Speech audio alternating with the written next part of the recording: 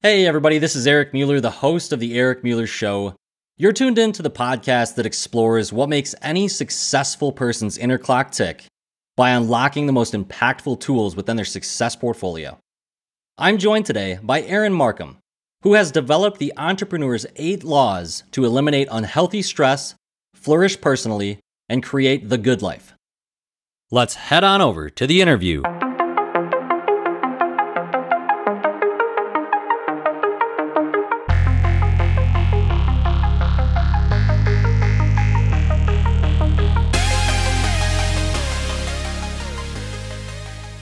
Aaron, welcome to the show.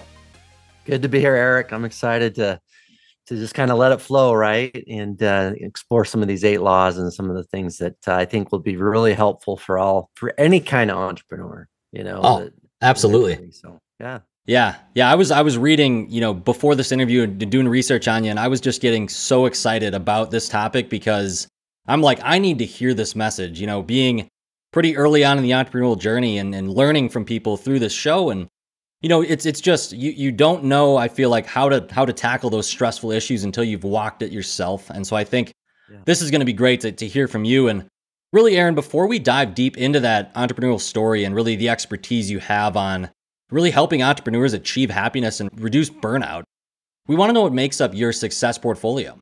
So if you're new to the show, a really quick way to view it, it's simple, dirty way to think of the success portfolio is just picture your investments, picture your stocks, your 401k, those avenues that build that foundation for your financial goals, your financial future.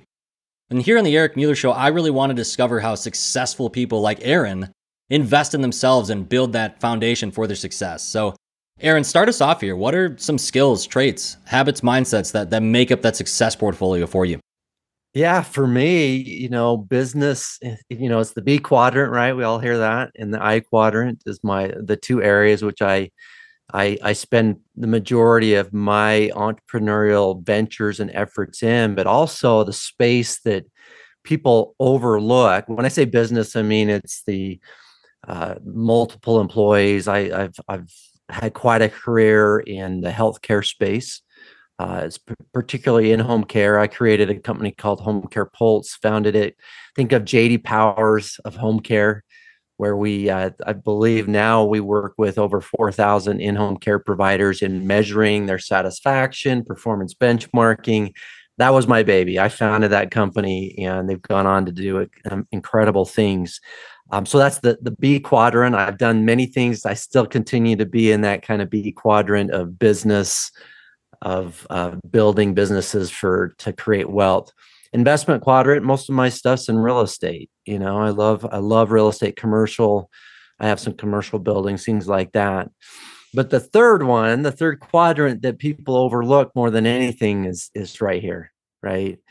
And it's the investment of mind and body. And I talk a lot about that in my book, getting clear on what you really want as an entrepreneur, what you really want in life.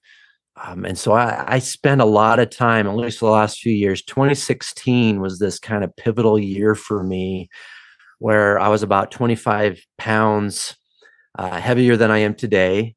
And I was I just wasn't healthy. I wasn't even happy. I was wealthy in that sense of the word, of like, I had a great growing business. Frankly, we were growing almost too fast back then, to where we were having a hard time even keeping up with it. And so I had to make some changes, and the changes I didn't start making other investments in the investment quadrant or the B quadrant or different businesses. I had to go in here, and I had to really stop. I had to let go of a lot of things. I was a little bit of a control freak back then, and I wasn't good at delegating. I hadn't built the team that I later on helped take that company to new heights. And so once I figured that out, and I don't know if this answers your question, Eric, but that's the investment that really changed everything. Like when I started getting invested in my health, that was back then. I got into biking, cycling, and behind me, I got some medals. I've done some racing and so forth. I just like to finish. Those are most finishing medals, right? But I do long endurance cycling. And that all started in 2016. And there's no coincidence that my business took off that same year in a way that I never even imagined. And so it's, I think that's one thing that we overlook as entrepreneurs. You know, we think, I call it the lie of the either or. And the lie of the either or is we come into our businesses thinking that we can either thrive personally or I can even either thrive professionally, but I can't have both. And so we think, okay, I'm going to put everything in professionally, and eventually my personal well-being and thriving will catch up with that. Then we burn and burn, and we might even be making money in the process, but that eventually will plateau as well. That won't last forever. And that's what I was living back then. And when I figured out that I could, if I really focused on the personal side first, that professional side would come. I showed up better as a CEO, as the founder. I showed up better all around with my team. I was more clear. I mean, just so many different levels. Anyway, I know we're going to get a lot into that, but yeah, no, that Aaron, that answered your question. That's great. I mean, it really it lays that foundation, like I was just talking about, you know, of the mind, and to not neglect and not put all this effort into the professional side, thinking and delaying, like, oh, if I just get to X amount, you know, revenue or X position within some organization, or start insert whatever, you don't want to put those things on hold. I think that's a really great lesson. I mean, that's resonating with me, certainly. Yeah. And yeah. in further, like, expanding on that, you know, the success portfolio is kind of the coined term that I thought of, was, you know, kind of describes, like, you know, what do you invest in to get towards success? But then really, what is success? So you may have touched on it slightly there, but just a pointed question for you. What is your definition of that word, success? And how has it maybe changed for you over the time period, or maybe it's remained a little bit similar? No, it's changed. It's changed dramatically. You know, before 2016, success to me was more financially related.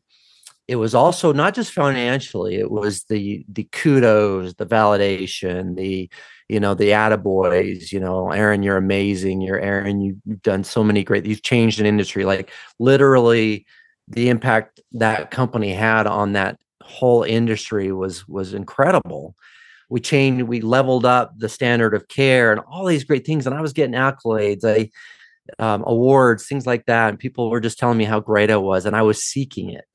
Right. And it was all this false, it was all ego stuff. Right. So that was my definition of success, but it wasn't taking me anywhere. In fact, I would say it was taking me down. And it was a false security. And I was outwardly living like a lie, you know, where I was living, I was getting fed by these accolades, but internally I wasn't taking care of myself. Internally, I wasn't congruent. I talk about congruency a lot now these days, where my private persona was different than my public persona, you know, and so they weren't aligned. Now, where I'm at now is like a 180 for me.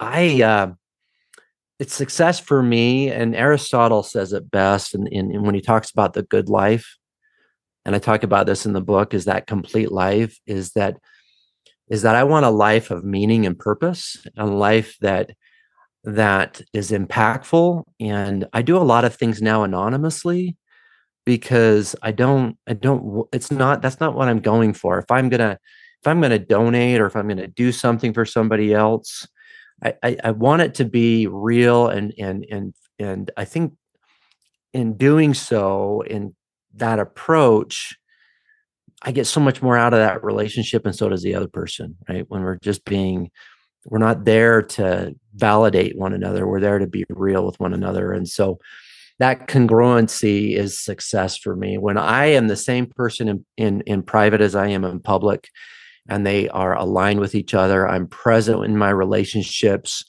I talk about these 8 laws. It's clear. I talk about this term called the guiding truths. If I'm living in my guiding truths, like, one of my guiding truths is my mind is at peace.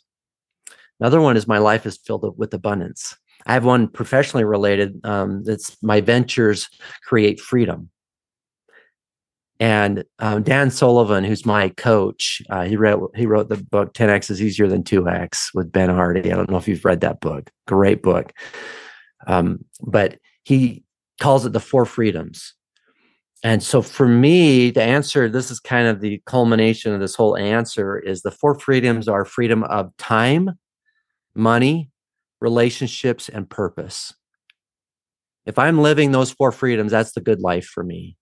You know, that money has to be part of it, right? I mean, as entrepreneurs, we are building for profit businesses for the most part. I do know there's some nonprofit entrepreneurs, but they're still creating those kinds of things for themselves, I hope.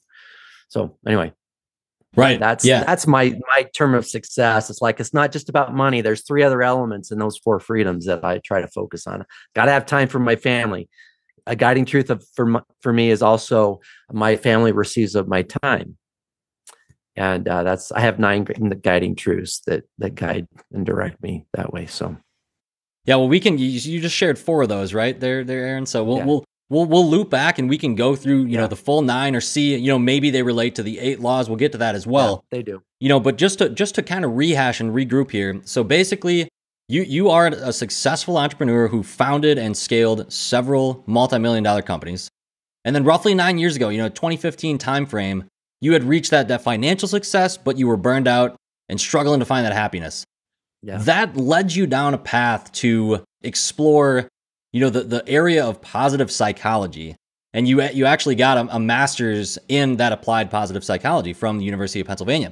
And so I want to ask you about that and just why that? Why was that the avenue that you took? Because I just finished a master's in business recently, and that was, I have a doctorate in pharmacy. And so that was kind of my avenue to kind of get further into the business knowledge and learn more about, you know, hopefully entrepreneurship and how to run a company. So I'm curious to ask, what was the reasoning for getting into positive psychology? I mean, it was a smart move looking back on it, to be honest, with all this knowledge you gained, but how'd you know to do that, Aaron? So I read a book in 2017. So I'd already been on this journey I mentioned in 2016, and my own health was really kind of focused on those things. And I came across a book by Sean Acor called The Happiness Advantage. And that was my introduction. In fact, it's right here. I have it right on my bookshelf, right behind me, right? It's there we go. The book for me. There we go. But the 7 principles of positive psychology that fuel success and performance at work. I read it. He talks about Martin Seligman, who is the father of positive psychology. And I love saying this. It's something I brag about a little bit. This is, you know, is that he was my professor. Martin Seligman. Oh my gosh. What are the odds? Yeah, it was amazing. It was awesome.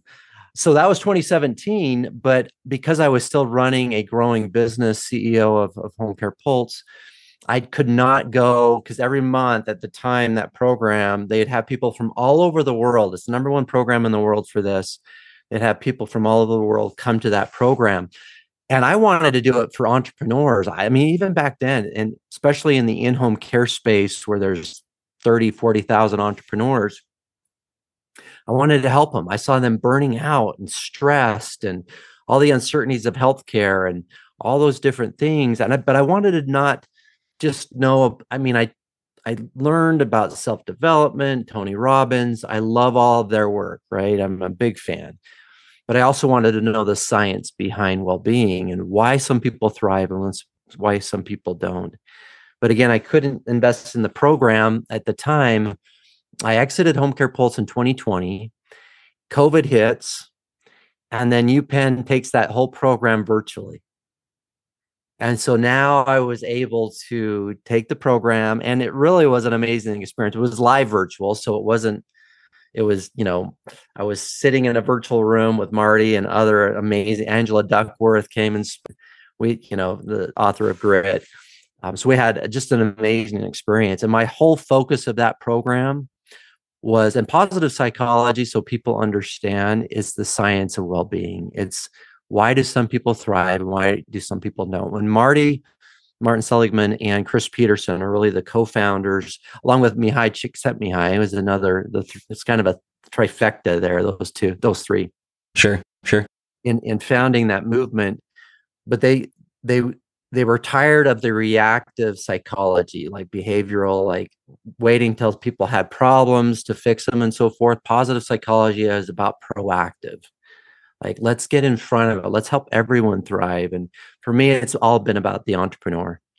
Went through the program and then I was introduced, Dan Sullivan introduced me to a publisher that he had been working with that was part of his coaching group, Igniting Souls, and Carrie Oberbrunner over there. And we hit it off. I told him what I wanted to do, gave him the idea, and that was the launch of the book. So I went through the program at age 49. I graduated at age almost 50. Yeah, age 50. I'm 51 now. So, it's never too late to go back and do the things you love, I guess, is the point there. But yeah, that's a great example of your personal story on, why to not be scared to jump in and try something. Yeah. If you realize you need to change, it's never too late. Yeah. The entrepreneurial example I always think of, and I can't remember how old he was, but it's Colonel Sanders with KFC. And it was like, you see the statistic on when he made his first million or when he truly, founded that company. And he was in, I think, certainly past 50. I don't know, he may have even been 60 years old when he did that. So it's never too late. You don't know where you're going to find that passion, but you, Aaron, you clearly found, an interest in that. And you now, you have a book about 8 laws to have habits and practices. On EntreThrive. Yeah, exactly. And I should mention as well that the entrethrive.com/Eric Mueller, that will get you right to a page where you can input information, get, the ability to connect with Aaron. But there's also a really good quote on there. And I'm not going to read the whole thing because I don't want to ruin it. And I want you to go to that link. But it's basically, it kind of introduces the good life and a little bit about that. But we'll ask you, Aaron, let's dive into the 8 laws. Let's dive into those habits and practices where we can stop being burned out, increase happiness, and really, you're speaking to me right now. I'm gonna have to get a bill from you for a therapy session probably after this, because you're gonna tell me 8+ things about what's gonna help me that I need to hear. So yeah, I'll try to condense it the best I can. So the first law is what I call entrepreneurial clarity, and clarity is all about, again, I mentioned the guiding truths before. And so when you go to entrethrive.com/Eric Mueller, you can actually download what's called the EntreClarity Guide. And the EntreClarity Guide guides you through your guiding truths, like to help you get to your guiding truths, as well as to create what we call your first breakaway. A breakaway in biking, that's a biking term. If you think of Tour de France, it's separating yourself from the pack. It's doing the things most people aren't willing to do. I'll be honest, most people at my age are never, especially entrepreneurs, aren't willing to go back to school. Not just go back to school, but go all in with, I never thought at 49 I would be going in with an Ivy League type program at that age. It's just doing things that most people aren't willing to do and sacrificing things most people aren't willing to sacrifice, right? And that's a breakaway. And so I have a tool that helps you establish, what's my next breakaway? What am I going to do to separate? And so that's EntreClarity. That's getting clear. That's the first law. The second law is what we call EntreCreate, and it's entrepreneurial creativity. Science has shown that as entrepreneurs, especially, if we're not creating, we're not happy. Our well-being is not there. Is that we've got to be in this creation mode. And the problem is that most entrepreneurs, especially early entrepreneurs, aspiring entrepreneurs, people that are just starting their business, they get trapped in their business really early on. They have these big goals they wanted, and they get sucked in, and they're working on putting out fires, and they have stifled their creativity in the process. And that was me. So my first real successful venture was a in-home care agency. I've been in the field for 22 years now. And that's in 2002, I started my first business. And that first 3 years, I had 4 kids. I have 6 kids. I don't know. We haven't explored that personal side of my not life, yet, right? And all with the same. I've been married 27 years, so she's still with me. My crazy entrepreneurial mind has probably driven her crazy over 27 years, but she still loves me. But back then, we had 4 kids, And I was going, literally, I was going home, having dinner, playing with them a little bit. Then I would go back into the office till like 2 a.m. I mean, how long can you really do that before you just completely are exhausted? And I knew things had to change. I was exhausted.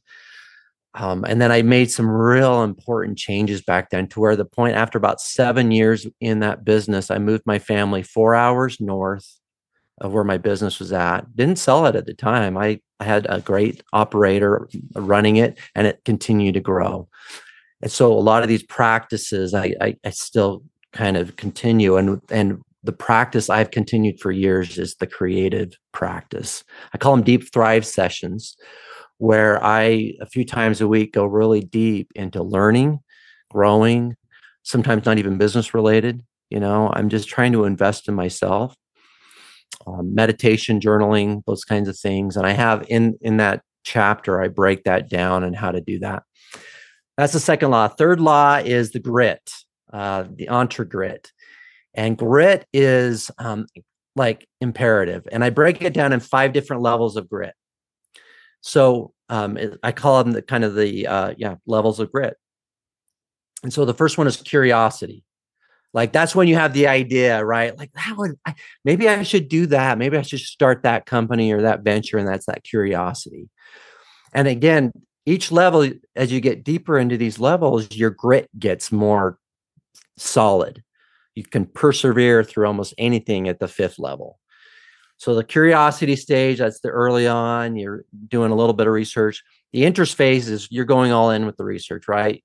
Knowledge, trying to talk to people, going to lunch with others who might be in the industry you're looking at.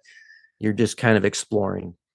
The third, so once you're interested and you make the decision, I'm gonna start this business, then the third phase is the practice phase. And I want the listeners to really pay attention to this, because I know some of you are aspiring young entrepreneurs. The problem I see, because I work with a lot of younger entrepreneurs, is that they want to skip the practice phase. They want to say, okay, I'm interested. I'm not gonna put it all in. It's those 10,000 shots that Jordan would do. It's all those things, right? We hear this. Kobe is a great example, obviously, as well. I'm a big basketball guy, so as well. Oh yeah, great examples. Practice is so important. And we have to do enough of it to understand if we're ready for the 4th phase. And the 4th phase is the one we try to get to too quickly sometimes. And that's the passion phase. That's the phase that we go, man, I'm passionate. I love what I'm doing. But often we don't know if we love something until we've practiced it for a while. And we've made some changes. We've created some better processes. We've done some things to help us understand the industry better. I honestly, when I started in home care, I wasn't passionate about home care for a while. It took me a while. It took practice. And then so passion is where we often stop, and that gets us very far in our entrepreneurial journey and in grit, in our ability to stay with something. But there is a 5th phase that people don't usually get to in their entrepreneurial journey. But if they do, that's kind of the holy grail. The calling phase, the calling level. You're feeling called. Passion is about ourselves and about, am I passionate about this? Do I love this? And it's not selfish. We need to get to that phase. We need to think about ourselves in this journey. The calling phase is, what's the impact I'm going to have on others? What is this venture I've created going to do for the greater good of society, in a sense, right? Once you get there, not only will you make all kinds of money in the process, because you're making a difference and people are paying for that difference, but you are all in. Like, rains will come, floods will come, things will happen, and you just power through it because you're called, right? This is what I'm supposed to be doing. And you just keep moving forward, Sometimes, though, in the practice phase, we need to know when to quit. Maybe we'll never get passionate about it. We need to start something new, right? That's a whole nother topic. Yeah, one segue anyway, on that, Aaron. Move faster, Eric. No, you're good. Just one point to add on to that. It reminds me of Kevin O'Leary on Shark Tank, where it's if you're not profitable in, I think it's like 3 years, you probably should cut bait and try something else that might not work, might not be the avenue for you. Not that you're going to fail as an entrepreneur, but you might pivot. But yeah, back to you, Aaron. Yeah. Yeah, 3 years, maybe even less, right? Sometimes it's a 1 year deal and you're like, ah. But and then the fourth one of the most important ones, kind of like the keystone, is what I call entre connections, our entrepreneurial relationships. I break that down into 3 levels. We can go all into, there's so much to talk about in this one.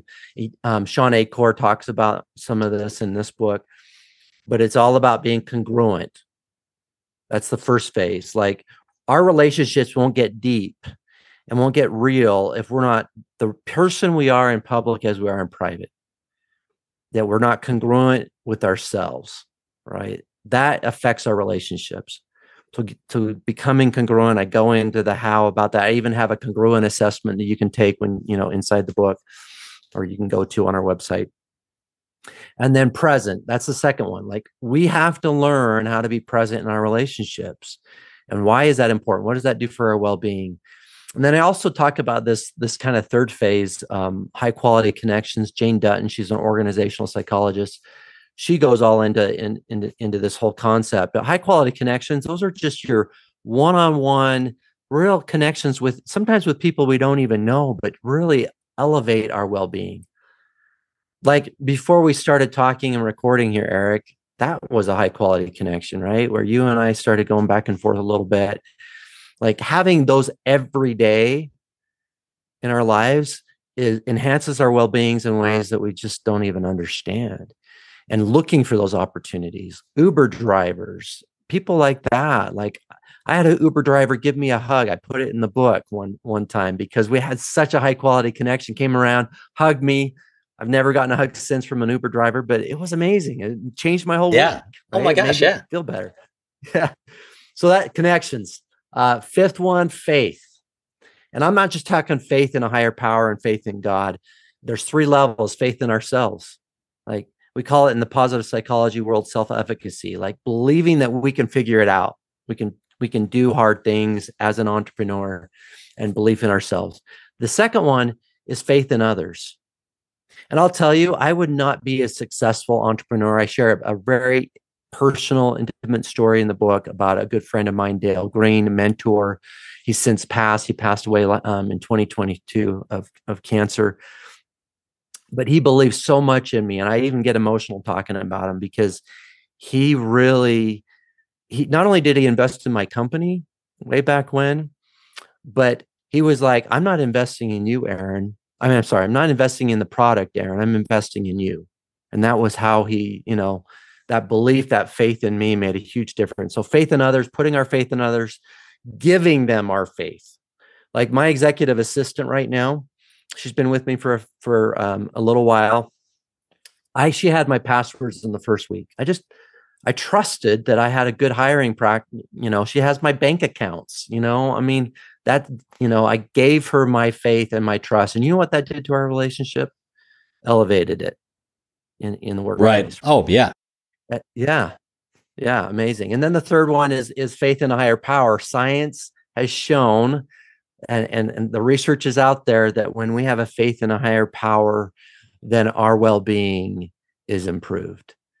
And whether you're a Christian, Hindu, Muslim, Jewish, whatever that is, it's believing that there's some power out there greater than yourself that can help you get across the finish line, that can make the impossible possible, right? So that's faith. The sixth one is habits. Call them entre habits, entrepreneurial habits. And that's really about creating, I call it the 43. Well, no, I didn't call it that. Wendy Wood, a great researcher in our field, she wrote a book called Good Habits, Bad Habits. And she talks about the 43%. And that 43% of everything we do is unconscious. And so what if you could create, we call them the 26 character strengths, but what if you could take these character strengths like love, curiosity is one, creativity is another, leadership, spirituality, those are all part of those 26. What if you could have them running in the background unconsciously? Like, they're just habits that you're just like, that just come. So I talk about that as an entrepreneur and how you create those as habits. And then the seventh one is vigor. entrepreneurial vigor. That's about aligning your mind with your body and getting your mind in control of your body. Joe Dispenza's work, I quote some of his work in there. I don't know if you're familiar with Joe, but he talks about that mind and body alignment, and how important it is to make sure our minds are in the driver's seat of our bodies. Otherwise, we give into addiction. We don't exercise. Our bodies are like, I don't want to do that, And so we've got that vigor is really that energy. I have some exercises in that chapter. And the last one, and I call this the real cornerstone of all the laws, wraps everything else together, is the law of agency, entre-agency. And that's all about, we talk about as entrepreneurs often extreme ownership, accountability, not blaming others, taking complete ownership of our choices, but also making sure that we're creating an environment in our workplace, in our business, that fosters imagination, optimism, and belief in self. Like really instilling in your team and in your people that they can figure things out, that self-efficacy, and I talk about all of those things in that chapter. Those are the 8 laws. There you go, Eric. That was the long version. Man, I mean, it's so helpful though. That's why I like sincerely listening to all of that. And if you're listening right now and you're like, oh, I got a little lost in, the depth that it went, just go back and listen to it again. I mean, also buy the book. I mean, I'm excited to read this book. I probably gave, there's a ton more in the book. It's actually, I think, 180 pages of just good. Like we just go, a lot of stories too. So please don't think you're going to get a bunch of science. We do have some science at the end of each chapter, but really talk about stories, application. Remember, I graduated in applied positive psychology. And so the application is throughout. Yeah, which is perfect for the entrepreneur out there and building, that so-called good life that you also, I'm sure, go into in the book in terms of, okay, you got these 8 laws. Now, how does that apply to your life and allow you to lead your own version of the good life? Kind of relates to something like the success portfolio. Like it's different for every person. So Aaron, if we look at these laws and we abide by them, they're laws, we'll treat them as rules. They're not necessarily guidelines because you want to remain accountable and be disciplined with them. But let's say we have someone that does that and they stick to them. They're religious about it. They're disciplined with it. And they're trying to find out their version of the good life. Maybe they don't know exactly what that looks like yet. What would your advice be to them for them to be able to find out, what the good life means for them and how they can use those laws to create it for themselves? Yeah. So these laws at their core accelerate any entrepreneur towards the good life. It's an acceleration process.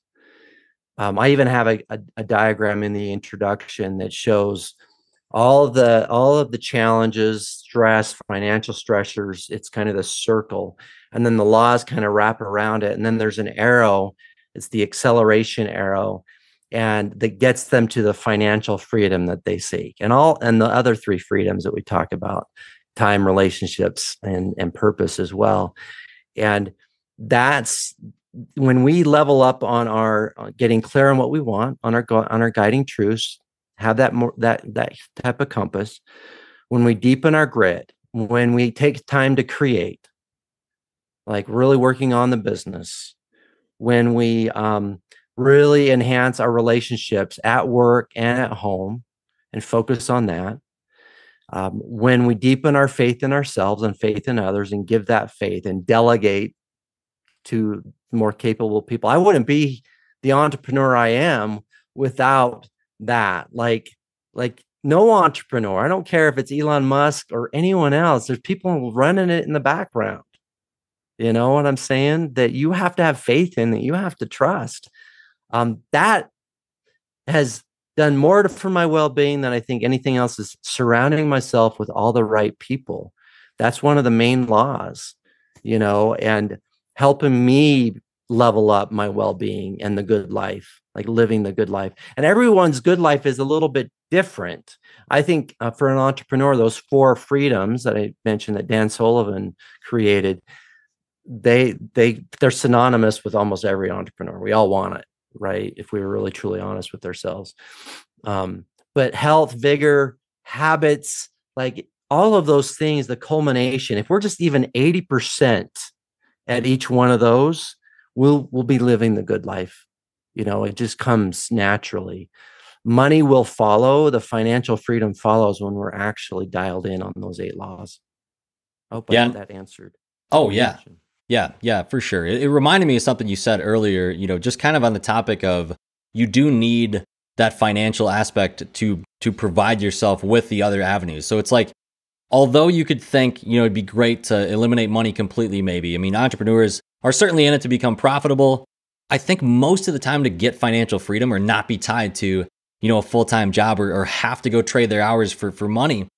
But you still need that avenue no matter, it's never going to go away. So I think that's helpful for me to hear, because I think in some ways I've got some vision in my mind that want what we want. Yeah, right. And I think it's in some way, when I think of it, and I think of the entrepreneurial journey for probably what, a lot of people out there are thinking when they think of like, where do they see themselves in a half decade, 10 years, 15 years, 20 years, where are they at? And they probably have a vision of, they're going to have a certain amount of money that will then allow them to do other things. And they'll think when they get there that they're going to feel like, okay, we've made it, but it's going to shift. It's going to you're going to continue to creep up. More than likely, if you've done that, you'll think, oh, this worked. I was able to, build a business up to 6 figures. Let's try to build one to 7. I mean, it's always going to be a moving target. It's kind of the thought I have with it, Aaron. Did you find that was the case for you as well? Or have you found people that you work with and people that you know personally with entrepreneurship, have they ever reached a point where they just think, I'm kind of good on that. I think I'll probably go and maybe just hang it up and take a more leisure approach to life? Is that even possible for someone that has entrepreneurship in their blood? It's possible. I would imagine it is. I do know, I have a really good friend. He's actually great inspiration to me. He's right now, shout out to Matt and Jane Smith. They're hiking the 5 months of the Appalachian Trail. Total entrepreneurs. They built their businesses so that they can do that, right? They can go for 5 months. Their businesses are growing. I just ate at one of their restaurants the other day, and it looks just fine, without them. And there's people that to me is where I think a lot of us would like to just be able to say, I'm going to take time off. That's that time part of the freedom. And I think that's why it's the first one. I think most all entrepreneurs, we don't want to retire, but do I want to take, in 2018, I took 7 weeks sabbatical, put my laptop at the office. It was the big test before I stepped down as CEO of that company, just make sure it could continue without me. And I was still the main owner of the company. I left it all there, 7 weeks, not one single contact. And I remember coming back going, man, you guys got even better, right? Well, oh my God. You don't even need me anymore, And so that's the good life. Like, if you could just take time and step away, and your business grows, and you get to be involved however you want to be involved in the business. Matt and Jane, they're involved however they want. One of the things I love about Matt is that he loves to work with his hands and in the restaurants. And so he'll go all in on a renovation project on one of his restaurants. And that's his happy place. Like, some entrepreneurs go, why don't you delegate that? Why don't you hire somebody? And I even, like, years ago, kind of like, Matt, come on, you have the money, you could hire somebody. And that's not the problem. He loves doing it. That's his good life. So yeah, Matt is he's an example of doing what he loves, and then he can take 5 months to go hike the Appalachian Trail. It's like, and he's still running his business. He still loves the business. He loves to be involved. He loves to create new opportunities. Both of them do, their husband and wife team. And so it's pretty awesome to see that. And I think that's the good life for them. For me, I'm not going to go hike the Appalachian Trail, most likely. But for me, taking a sabbatical for 7 weeks, like I did in 2018, or taking time to train for a big race and been able to take 3 hours in the morning for 3 or 4 days a week without feeling stressed about that. That's the good life for me, and time we just can't underestimate the power of time as an entrepreneur. And if you can get your time, you're living, you can pursue other passions, other things you want to do. Anyway, I'll just end on that note. Yeah, no, I mean, that's a great example, and shout out to your friends there. That's fantastic to be able to step away and be able to be, do what you want to do with your time in some way. Yeah. Not that Yeah. they want to abandon the business, but to be able to kind of take some time off, and like you did with your Yeah. sabbatical, and have it still run. And yeah, I think that's kind of the core lifeblood of what an entrepreneur wants, is to still have, a company, or still have something they're working on, but then they, kind of put that on the side where it can run. You've gotten it to the point where it can run by itself a little Yeah. bit, and then you can start something different. And so, yeah, Aaron Marcum, man, thank you so much for taking the time to be on today. I mean, this has been literally awesome. I needed this episode, so I know there's people out there that are thinking the same thing. If someone wants to reach out and connect with you personally and learn more, other than that link that you shared earlier, what's the best way to do that? Yeah, so EntreThrive.com. You can order the book from there. The book is available February 21st. By the time this airs, I'm sure that that's probably, you'll be able to order the book. Get the book, that's the best way to probably contact me. I'll have all of our contact information. I have a company called Breakaway Accelerator for in-home care providers and entrepreneurs. So if they're listening, they can go to breakawayaccelerator.com, and they can get more information about that program. But really, the book is for all entrepreneurs, and I'm super excited to make that kind of impact. So to help them in their well-being and help them thrive. Yeah. Yeah, the EntreThrive, man. That's the book title, EntreThrive, The Entrepreneur's 8 Laws to Accelerate Financial Freedom and Create the Good Life. Aaron Marcum was a guest on the show to drop just those incredible pieces of knowledge to us today, and we're so grateful for him. We'll look forward to keeping up with his journey, and we'll catch up with you soon, Aaron. All right. Thank you. Appreciate it, Eric.